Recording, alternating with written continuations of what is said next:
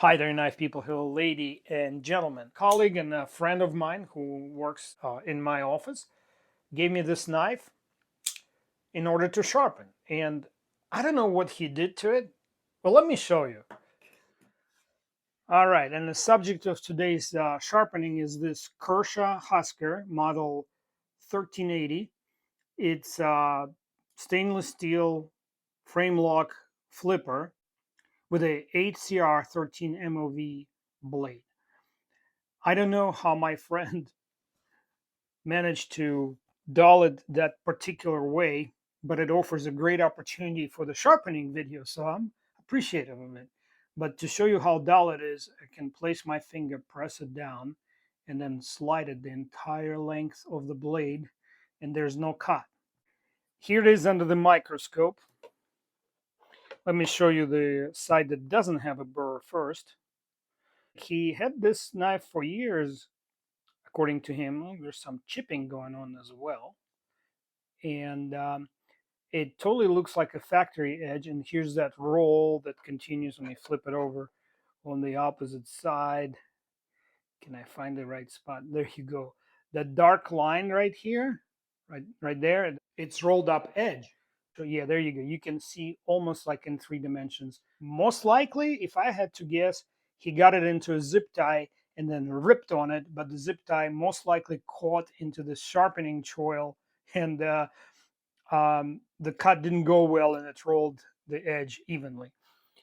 He doesn't remember how he did it, but I'm loving it. I'm totally enjoying it. Here's another. This is your kind of last chance to see it because I will show you how it looks after sharpening. All right, here's the simple supplies you need for the sharpening. This angle finder is pretty critical. This is the least expensive one I could find on Amazon. It's Shay. The reason I like it, I'm happy with my choice, is because it fits nicely here.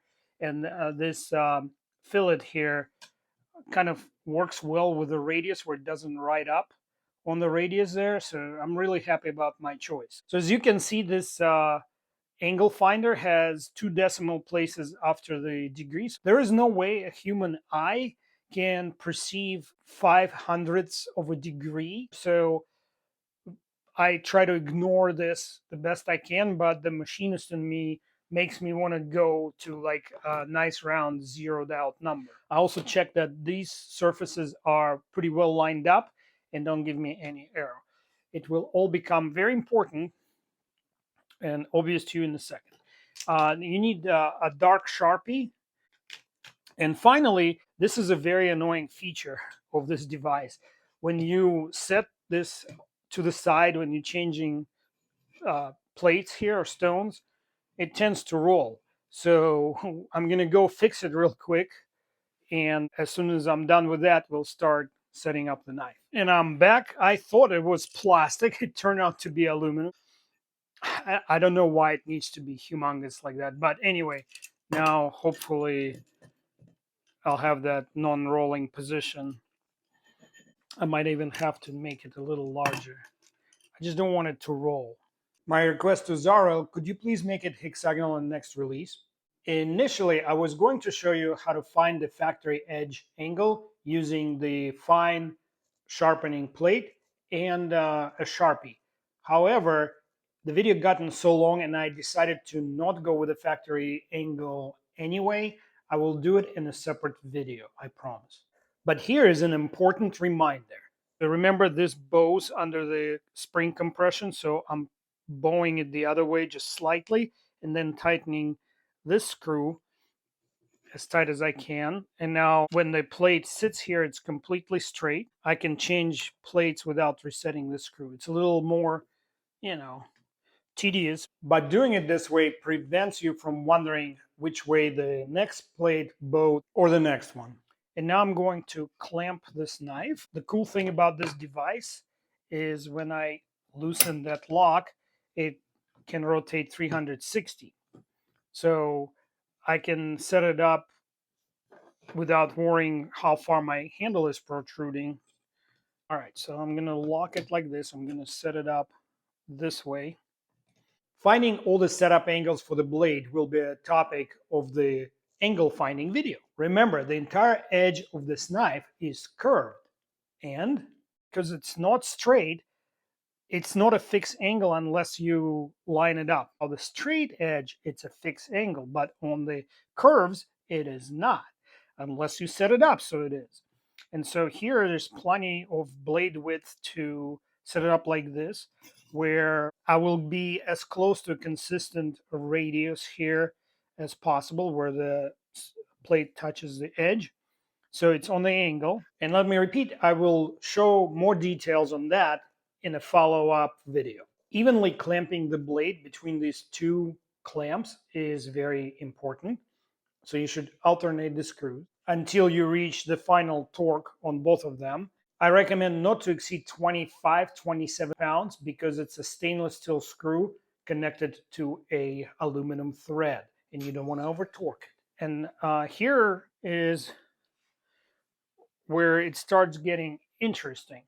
Because of how the device is designed, there is no true zero indication anywhere on the scale. So we'll have to really focus on this part of the setup. I always start by zeroing my angle finder to the base of the sharpener. In this position, angle finder indicates orientation or angle of the clamp. On this sharpener, the media holder has a unique angle that is dependent on the width of your blade. It is not directly correlated to the angle of the clamps or the base plate of the device. For this blade and this blade only, this angle is 3.8 to 4 degrees.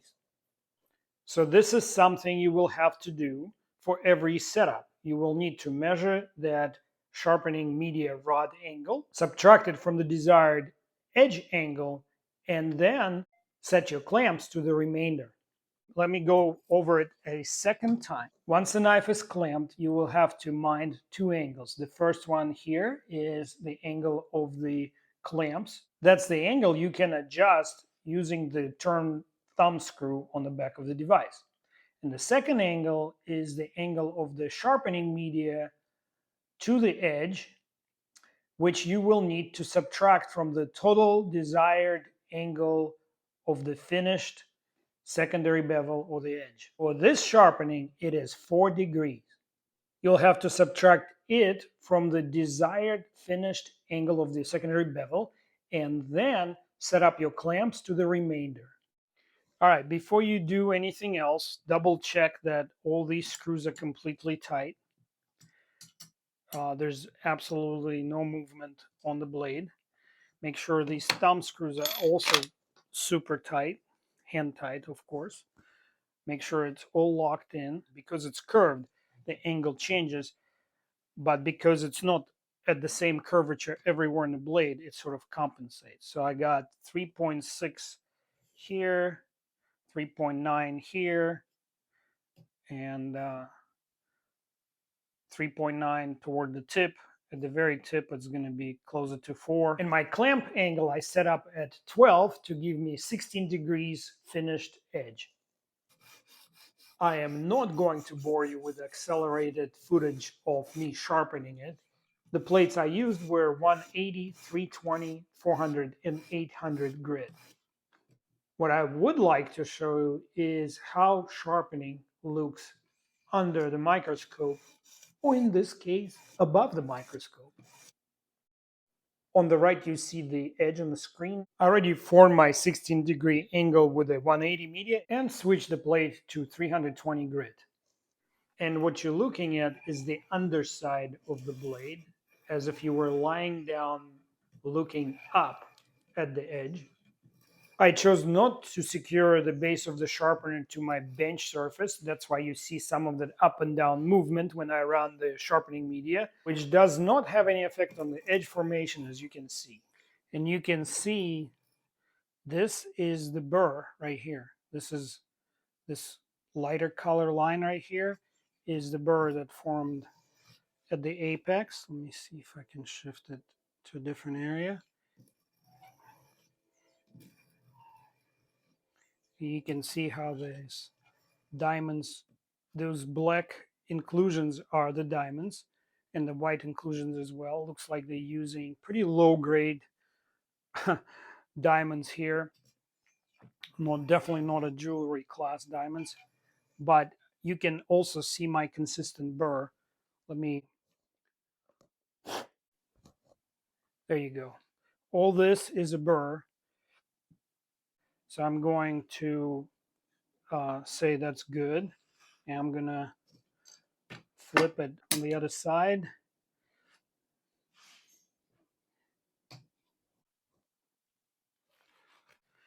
So we're going to work that. That's what happens when you flip it over. And what will happen most likely, very quickly, the burr will start flipping over to the other side, as you can see here. And the rougher the media, the more or the wider is the burr. In my experience, the softer is the steel, the larger burr you will get. Because without the burr, there's no sharp edge. Some people prefer softer steels because it's a lot easier to sharpen. As you can see, the burr is formed. Basically, I was basically flipping the burr over from the other side, and now I'm going to switch to a higher grade media here and continue. Yeah. Technically, to prolong the life of a knife, as soon as you get that burr, you should stop and flip over to the other side.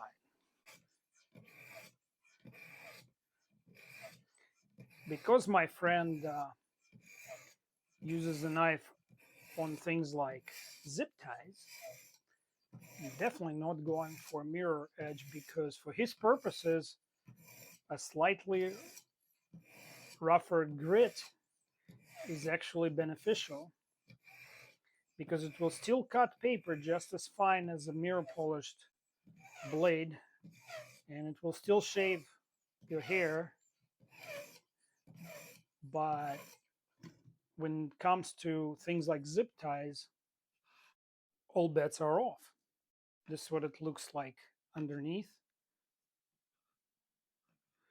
So this is really good consistent burr, and you can see that break in the burr is already rolling over, so it'll disappear with consecutive passes. I'd like to give a shout out to everyone who makes intelligent, constructive comments. And if you guys are not reading comments under my videos, you're missing out on some really incredible knowledge. I think I'm done with the 400 media. So I'm gonna swap the plates.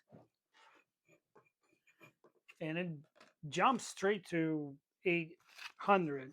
I might have to buy a set of stones and give me 600. And 600 is really where I would like to be for this type of a blade. I'll let you judge the quality of the edge, and I will provide affiliate Amazon links to the sharpening device and pretty much everything you see in this video because it's a tutorial and not a review.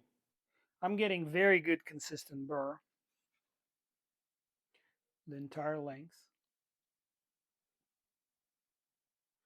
That is incredibly important to the quality apex. Look at my striation and look how monodirectional they are, pointing in the same direction because I follow that rule perpendicular to this plate, not aiming. You're not aiming at the center of rotation here.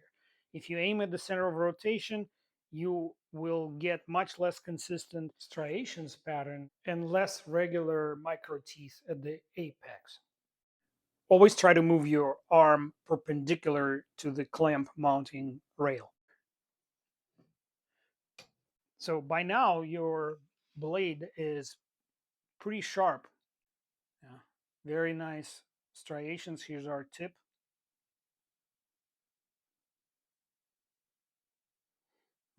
Still burr. So now a little burr weakening where I push the burr from one side of the apex to the other, weakening it at the base where it is attached to the apex.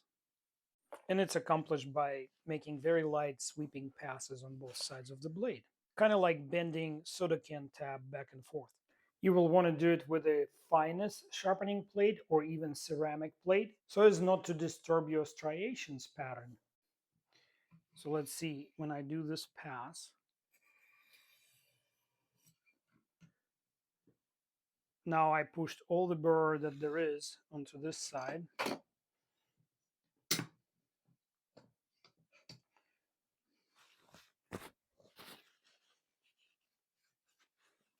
Be very careful. Now the knife is actually quite sharp, but not there yet.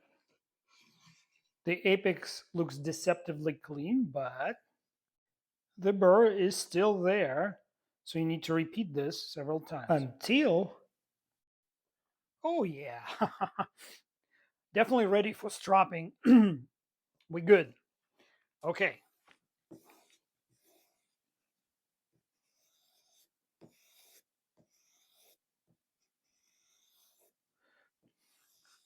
And the sharpening is now done, but the video is not. Because I'm extremely follically challenged, bold, I resort to whittling fishing line rather than human hair on my channel. In this case, it's a 7-pound, the thinnest I have in my tackle box, fishing line. Just a basic fishing line, synthetic. As you can see, I split it in half longitudinally. I'm going for the second cut now, which I haven't never done before. It's the first attempt at this prowess that I've ever made. Let's see if I can handle it, or more precisely, the edge that I put on can handle it. Not a problem. Should we go for a third cut? What do you guys think? Should I try? Let's get where it's already thinned out. If this doesn't make you want to hit the like button and share the video, I don't know what will. Please share this footage with the sharpening community. Try to catch it from the top now. Well, while I was filming the sharpening, a very important question came in from several viewers at the same time. Specifically, when I swivel this holder, will the height of the edge change? And by extension, the angle, obviously, because if the height changes here, this angle will also change. At least there's a chance that it doesn't swivel in the same into the same position on either side. So let's swivel it back. Let's get our baseline. And here I'm verifying that my base and my clamp are both at the 0. So I'm going to take the baseline measurement here.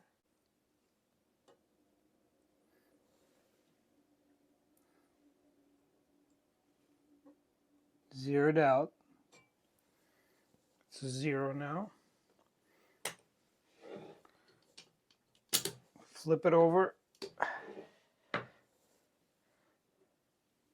And the point where I'm measuring moved 3 inches to the right as I flipped.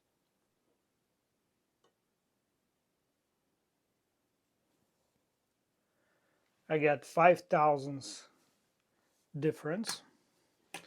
Let's check repeatability.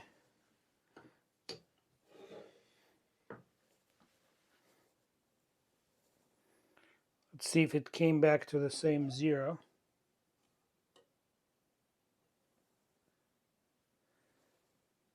It's 3 thousandths above. So a couple things could be happening here. I'm pretty confident in this caliper is pretty decent. I just realized that the hash marks on the ruler are raised. So I'll do this one more time, trying to hit the tops of these hash marks, the raised part, on both sides. Also, before I started this experiment, I cleaned all the mating surfaces on the clamps and on the swivel mechanism. Let's do it again. Now making sure I'm hitting the tops of these hash marks. Yeah, I'm on 0 now, as you can see. 0,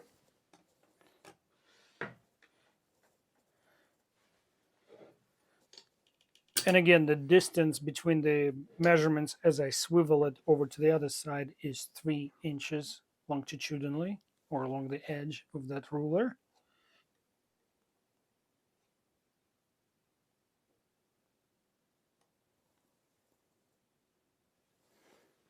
One and a half thou. Two things are very important to me on this channel: math and objectivity. So let me cover what we just saw. We got a 1.5 thousandths of an inch variation over a span of 3 inches exactly. And if you do this division, you will get 0.0005 multiplied by 100, and you will get a total variation of 0.05% plus minus. Okay? That variation is akin to a nuclear centrifuge, dimensioning and tolerance. I don't think we have a problem with this device. Now, couple caveats for the purpose of objectivity. First and foremost, it's a fourth sharpening on this device, so it's practically new. Secondly, as you recall from the previous video, I thoroughly cleaned the mating surfaces where those two clamps are mounted, between them and the rail, all the tapers and the flats. And additionally, before I measured, I opened it up and I ran a cleaning cloth on the surfaces that made the whole swivel to the base. So all the surfaces are super clean. And I also used this torque screwdriver to tighten the screws. The torque was set to 27.5 pounds.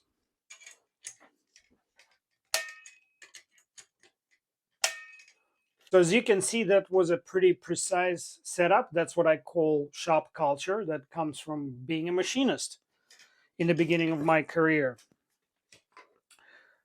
That's how I would set up precision parts on a mill. So if you wonder, is it too much? Is it too complicated? I don't think so. I think the whole reason to invest your money into pretty expensive sharpener, even at this price, it's not cheap, over $100.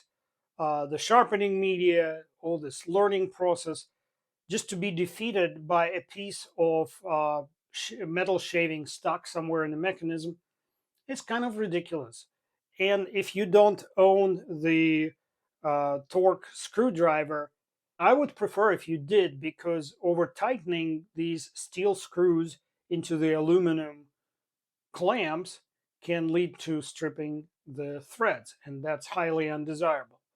So those are my recommendations. You don't have to follow them.